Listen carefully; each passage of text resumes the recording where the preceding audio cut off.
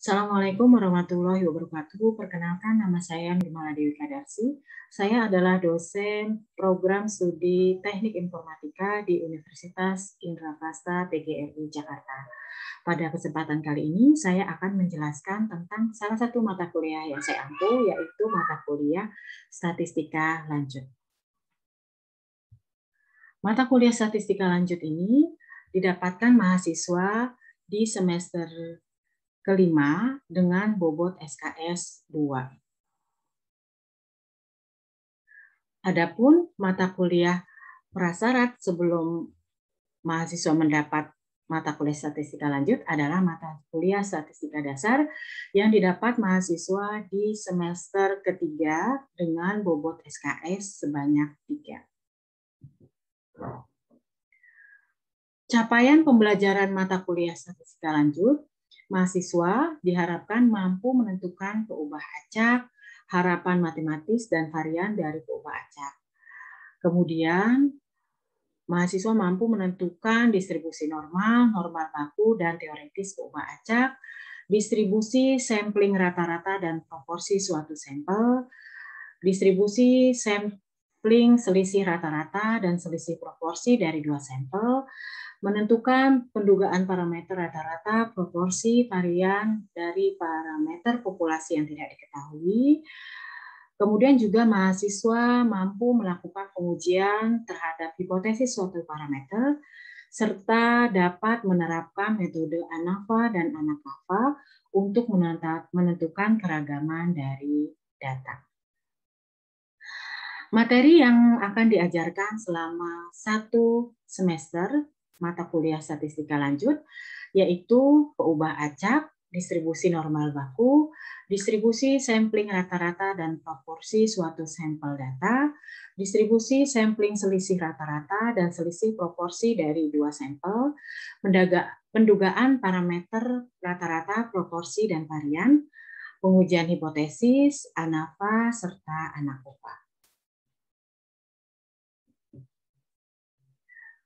Berikut adalah buku referensi yang saya gunakan dalam mengajar mata kuliah statistika lanjut. Mahasiswa juga dapat mengakses buku-buku tersebut baik di perpustakaan maupun di toko buku terdekat. Selain buku-buku yang ada, dosen Universitas Indraprasta PGRI juga mengeluarkan diktat dan handout statistika lanjut yang juga di-share kepada mahasiswa di aplikasi LMS. Sistem pembelajaran yang kami gunakan di Universitas Indraprasta PGRI Jakarta, sebelum masa pandemi kami melakukan tatap muka secara langsung, dan di masa sekarang, di masa pandemi, kami menggunakan pembelajaran secara online.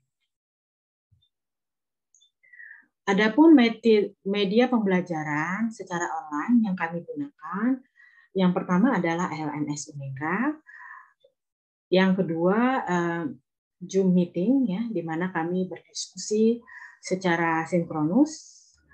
Kemudian yang ketiga WhatsApp group, ya. Di sini bisa kami lanjutkan apabila ada diskusi yang belum selesai secara asinkronus. Kemudian yang keempat adalah Google Classroom, yaitu di mana media ini digunakan untuk pengumpulan tugas mahasiswa. Ya. Di Google Classroom juga saya akan menilai mahasiswa secara langsung sehingga mahasiswa dapat langsung mengetahui nilai dari tugas yang sudah diberikan. Metode pembelajaran yang saya gunakan yaitu metode DIA, yaitu delivery, di mana saya menjelaskan secara langsung materi mata kuliah statistika lanjut. Diharapkan mahasiswa dapat mengerti dan dapat mempelajari secara luas tentang materi yang sudah diberikan. Kemudian metode yang delivery ini dapat diberikan secara ceramah, ya, jadi langsung secara sinkronus di aplikasi Zoom Meeting. Kemudian di metode delivery ini saya biasanya menggunakan slide pengajaran ya. Jadi mahasiswa mendengarkan apa yang ada di slide melalui penjelasan yang saya berikan. Kemudian selain metode ceramah, ada interaksi antara dosen dan mahasiswa, yaitu di metode Zoom Meeting tadi, yaitu bisa dengan studi kasus. Jadi mahasiswa belajar melalui kasus yang diberikan, ya. Dari kasus yang diberikan, mahasiswa diajarkan untuk memberikan analisis, kemudian juga memberikan solusi-solusi yang dapat diberikan, ya. Kemudian selain delivery interaction juga ada assessment, di mana di metode assessment ini dosen dapat mengetahui sejauh mana kemampuan mahasiswa dalam menangkap pelajaran yang sudah diberikan. Apakah sudah dapat dimengerti atau belum, ya. Jadi ini juga metode assessment ini selain memberikan assessment kepada mahasiswa, juga sebagai timbal balik kepada dosen hal-hal mana yang belum dapat dimengerti mahasiswa sehingga dapat diperbaiki di pertemuan berikutnya. Penilaian yang saya berikan itu sesuai dengan standar penilaian yang sudah ditetapkan oleh universitas, yaitu tugas, ya, kehadiran dan keaktifan. Kehadiran itu minimal 80%, juga keaktifannya dinilai. Ini dirangkum dalam nilai tugas sebanyak 20%.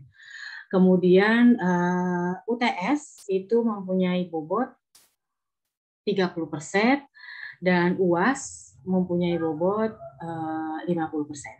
Nah,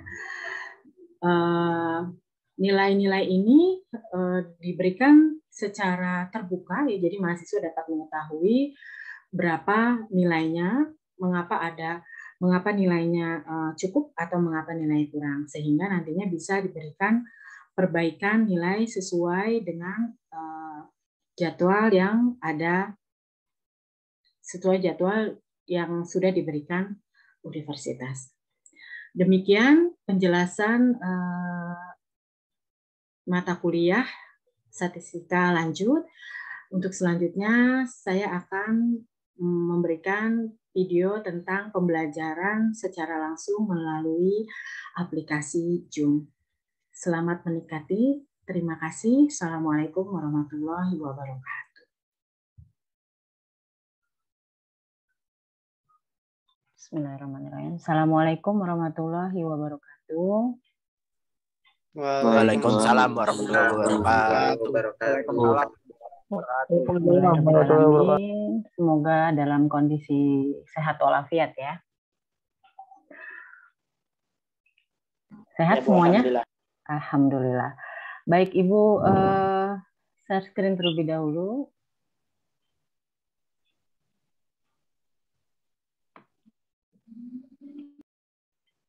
Oke, hari ini kita akan membahas mengenai pengujian hipotesis, ya.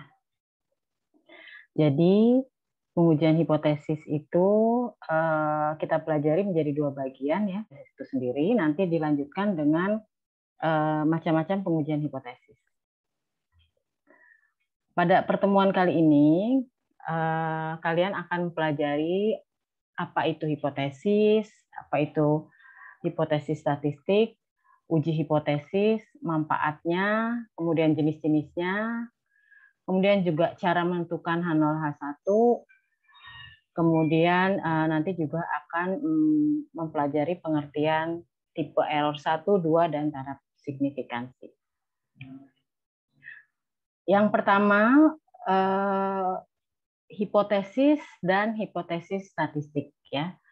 Jadi hipotesis mungkin sering dengar, ya, bahwa hipotesis itu artinya adalah dugaan.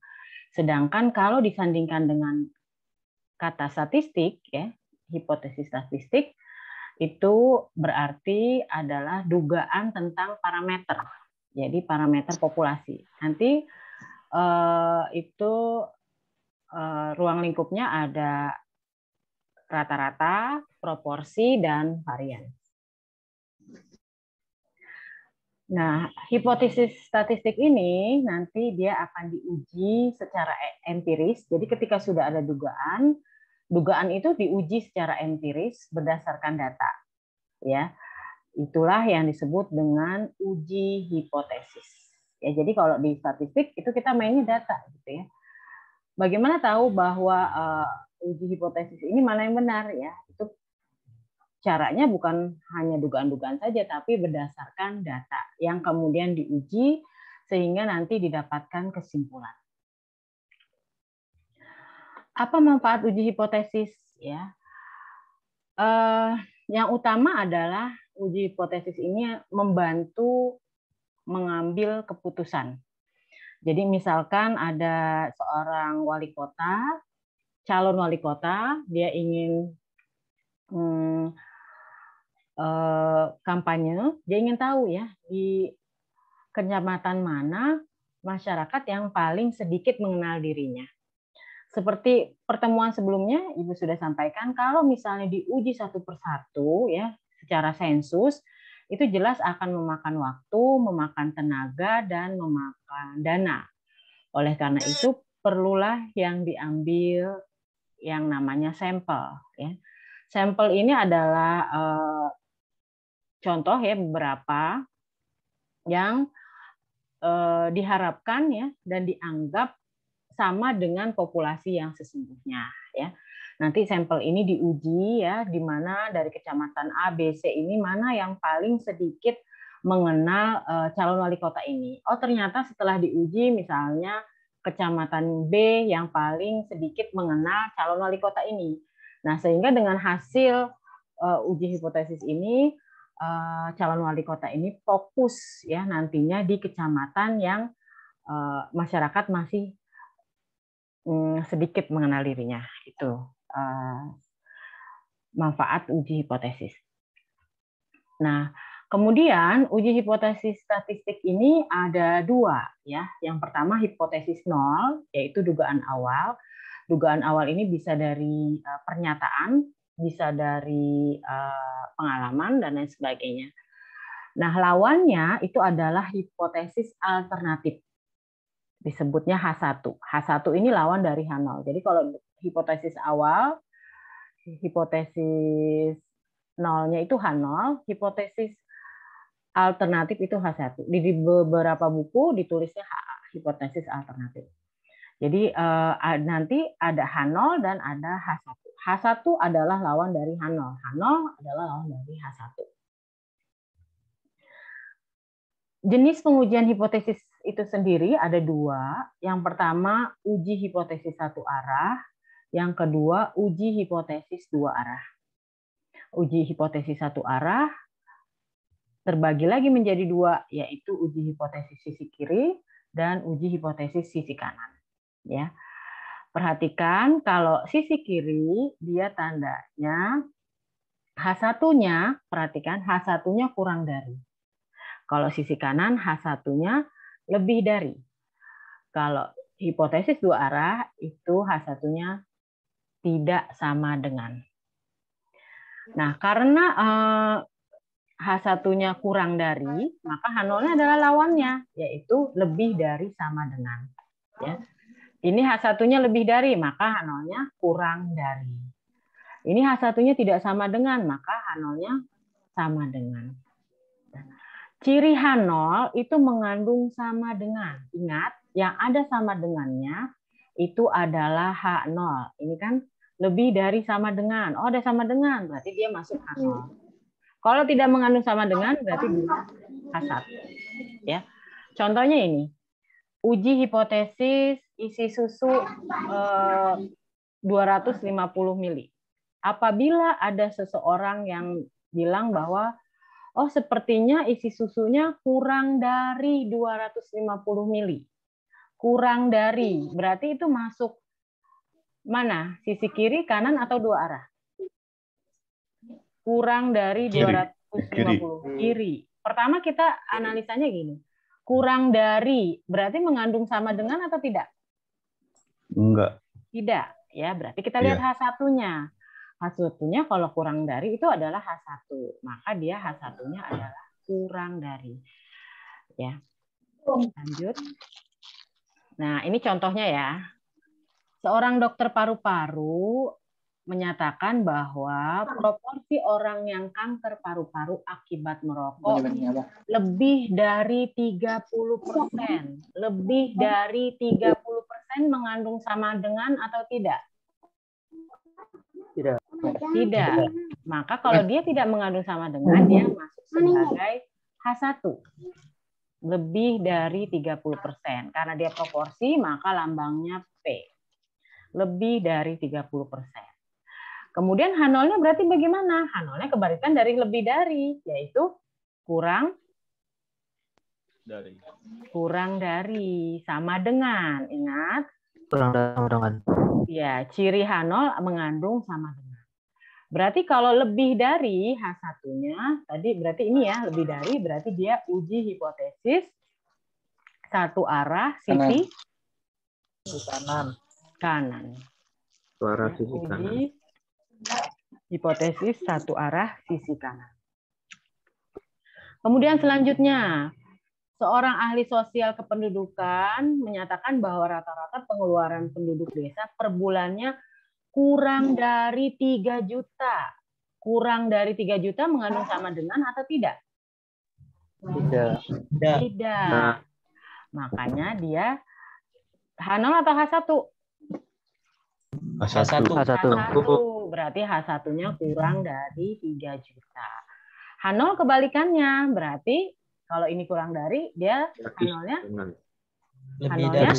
lebih dari ingat mengandung sama dengan, berarti lebih dari sama dengan 3 juta.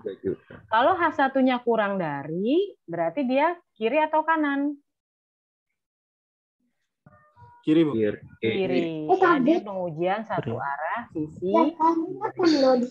Itu ya. Lagi contohnya, menurut sebuah artikel, rata-rata jantung berdetak itu sebanyak 60 kali per menit. Lihat kata-katanya. 60 kali per menit. Berarti tidak ada kata, tidak ada lebih dari atau kurang dari, berarti sama dengan, ya.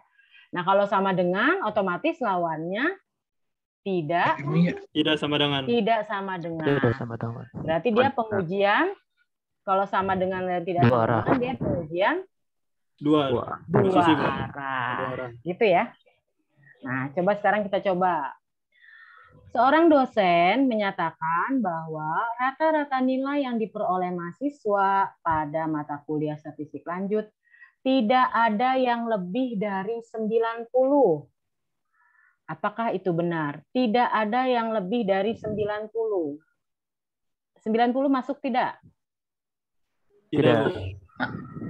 Tidak ada yang lebih dari 90. Adakah mahasiswa yang nilainya masuk, Bu. Tidak. 90. Masuk atau tidak? Masuk, Bu. Masuk. Yang tidak melebihi, tidak melebihi. 90. Ada yang nilainya 91? Tidak ada, Bu. Tidak ada. Ada yang nilainya 80? Ada, Bu. Nah, dia tadi mengandung sama dengan atau tidak? Kurang dari. Sama dengan. Tidak. Kurang dari 90. Mengandung sama dengan atau tidak? Kurang dari sama dengan. Kurang dari sama dengan. Mengandung sama dengan? Iya, Bu. Berarti Karena tidak melebihi. Berarti H0 atau H1? H0. Ya, berarti H0-nya kurang dari sama dengan gitu ya? 90. Berarti H1-nya? Itu Lebih dari. Lebih dari berapa? 90. Ini pengujian satu arah atau dua arah? Satu, Bu. Yang Satu paling arah. kanan. Satu arah. Sisi Di sisi kanan. Kanan. Kiri. Kanan. Kiri. kanan kiri Kanan. Kanan. Kanan, Bu. Kanan. kanan ya. Ambillah satunya. Kanan, Bu. Gitu. Lanjut. Seorang kepala sekolah menyatakan bahwa rata-rata nilai UAN siswanya minimal 85. Adakah yang nilainya 85? Ada. Ada. Ada ya. Ada. Ada apa enggak yang nilainya 85? Ada. Ada. Ada. Adakah yang nilainya 80? Ada. Enggak ada. Enggak ada. Tidak Ada. ada. Ada atau enggak? Enggak ada. Enggak ada. Tidak. Tidak ada, Bu. Ada. Tidak ada, Bu. Berarti tadi karena dia mengandung 85 berarti mengandung sama dengan atau Sama tidak? dengan. Sama dengan. Sama dengan. Berarti H0 apa H1? Nol. H0. No. Ano. H0. Berarti H0-nya berapa? Lebih dari sama sama dengan dengan 85. Lebih dari Sama dengan Sama dengan lebih 85. dari sama dengan 85. 85. Berarti H1-nya Kurang dari. Kurang Kurang dari. 85. 85. Gitu ya. Pihak kiri. Ini pengujian satu arah atau dua arah? Satu, Bu. arah. Satu arah. Satu arah. Kiri. Sisi Kiri, Bu. kiri. Kiri. Gitu. Bisa ya? Minimal. Satu lagi. Sebuah minuman kaleng bertuliskan 250 mili. Namun Rudi tidak percaya. Kayaknya isinya kurang dari itu. Berarti dia kalau Rudi bilang kurang dari itu H0 apa H1? A1. H1. Kenapa H1. H1? Nol. Karena kurang dari, Bu. Tidak ada sama dengan. Tidak ada sama dengan. Berarti dia kurang dari 250 50 mili. mili. Berarti H0-nya Lebih dari sama dengan. lebih dari sama dengan.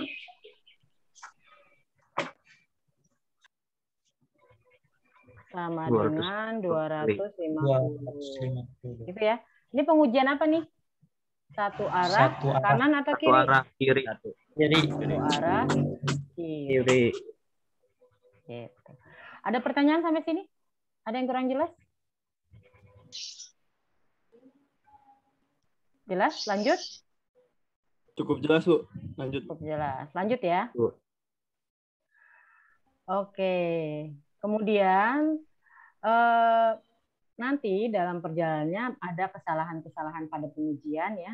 Ada dua jenis kesalahan, yaitu kesalahan akibat menolak H0 yang benar, harusnya benar, tapi ditolak. Dan juga kesalahan yang kedua yaitu menerima H0 yang salah, harusnya ditolak, jadi diterima. Nah, jadi harusnya hipotesisnya benar, tapi malah salah. Atau harusnya salah, tapi malah benar. Gitu ya. Nah, nanti selanjutnya kalian akan belajar prosedur pengujian hipotesis. Langkah yang pertama adalah perumusan. Tadi ya, perumusan. Kalau dia pakai tidak sama dengan, berarti dia dua arah. Ya, satu kurva ini. Satu kurva ini luasnya berapa? Ada yang masih ingat? Satu. Satu. Ya. Jadi kalau dia tandanya sama dengan dan tidak sama dengan, dia pakai kurva yang dua arah ini. Dua-duanya dipakai, yaitu kanan-kiri. Daerah penerimaan H0-nya ada di tengah. Kemudian kalau dia lebih dari, tadi lebih dari, itu berarti kan sisi kanan atau kiri kalau lebih dari? Dari sebelah kiri. Kanan. Lebih dari kanan atau kiri? Kanan, Bu. Kanan. Kanan. Berarti ada di Bu, sebelah kanan. kanan. Ini seperti ini ya. Nah, kalau dia kurang dari, berarti dia di sisi Kiri. kiri. Nanti kita belajar caranya ya. Oke, itu yang pertama. Tadi kita tahu sisi kanan, kiri, cara menentukan H0, H1 bagaimana. Yang kemudian yang kedua, kita juga bisa menentukan taraf signifikansi atau taraf nyata. Jadi kalau dalam penelitian itu tidak mungkin ada yang tingkat kepercayaannya sampai 100% gitu ya. Nah, misalnya kalau dia tingkat kepercayaannya 99%, maka errornya itu berapa persen? 1%. 1%. Berarti alfanya 1%. Kalau tingkat kepercayaannya 10%, berarti alfanya 90. Kalau tingkat kepercayaannya 90%, berarti alfanya 10%. 10%. Gitu ya. Kalau 10. tingkat Iya. kepercayaannya 95%, berarti alfanya 5. 5%. 5% gitu caranya. Oke. Kemudian nanti kita juga akan menghitung dari hitungan, kita akan menentukan kriteria pengujian tadi, kemudian dia di mana letaknya, kanan, kiri, atau di dua sisi. Kemudian juga kita menentukan nanti pakai uji Z, uji T, uji F, atau uji Chi kuadrat. Ini sudah belajar ya semuanya ya. Ya, tabel-tabelnya juga berbeda ya. Kemudian nanti kita buat kesimpulan. Jadi gini, nanti kita akan terus membandingkan tabel dan hitungan. Tabel hitungannya. Tabel kita tinggal membaca tabel ya. Kita sudah belajar cara membaca tabel, kemudian hitungan. Hitungan itu pakai uji T, uji F, uji Z, atau uji Chi kuadrat. Ibu kasih contoh gini. Kalau misalnya tabel, ini misalnya kita sudah baca tabel, itu hitungannya 1,6.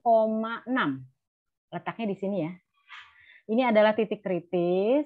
Daerah titik kritis ini adalah titik pembacaan tabel. 1,6. Ingat ya, 1,6. Nah, ternyata dari mana 1,6? Dari tabel. Tadi bagaimana cara membaca tabel? Dari signifikansi tadi, alfanya berapa, kemudian derajat bebasnya berapa misalnya ya. Nah, dapat nih 1,6 misalnya. Kemudian dari uji T, uji F, atau uji distribusi normal Z, didapatkan hasil 1. Perhatikan. Di sini tabelnya 1,6. Didapat dari perhitungan 1. Maka dia letaknya 1 itu di daerah biru atau di daerah putih? Biru, Bu. Biru, Bu. Iya benar. Putih. Tabelnya, dari tabel kita dapat 1,6. Ingat, 1,6. Dari perhitungan itu didapat nilai 1,0. Maka 1,0 itu ada di daerah putih atau biru? Putih, Bu, penerimaan. Putih, Bu. Berarti di daerah putih ya? Penerima. Putih. Di daerah H0. Nah, kalau kita masukkan ke pernyataan-pernyataan tadi, oh berarti 1 nih hitungannya. Berarti kita dari misalnya dari sini 1 berarti tadi penerimaan H0 atau penerimaan H1? Penerimaan H0. Penerimaan H0. Oke. Ada pertanyaan sampai sini? Tidak, Bu, cukup jelas, Bu. Cukup jelas ya. Nanti Ibu akan kasih soal ya. Sudah Ibu submit ya di Google Classroom. Nanti juga ada penilaiannya, nanti Ibu nilai langsung di Google Classroom. Gitu ya. Untuk pertemuan selanjutnya kita akan membahas tentang hipotesis, pengujian hipotesis rata-rata, proporsi, dan semoga tetap semangat. Dari Ibu cukup sekian. Mudah-mudahan nanti kalau ada yang mau ditanyakan silahkan bisa di grup atau japri. Baik, Assalamualaikum warahmatullahi wabarakatuh. Wah.